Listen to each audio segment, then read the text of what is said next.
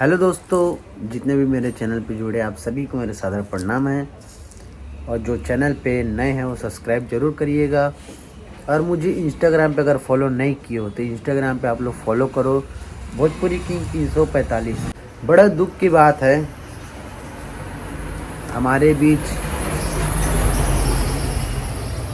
शारदा सिन्हा जी अब नहीं रहे। छठ गीतों से मशहूर गायिका जिन्होंने एक से बढ़कर एक छठ पूजा गीत गाए, जिसको सुनने के बाद मन भाव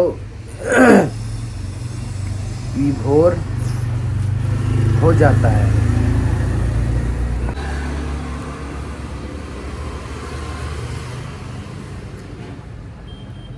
हर छठ घाट पर की आवाज़ सुनाई देता है। आज वो शख्स हम लोगों के बीच अब नहीं रहे, लेकिन आवाज़ उनकी अमर रहे। तो बहुत दुख की बात है यार, छठ पूजा में इतने अच्छा बेहतरीन गायिका अब हमारे बीच नहीं रहे। बहुत सारे सुपरस्टार श्रद्धांजलि दिए हैं,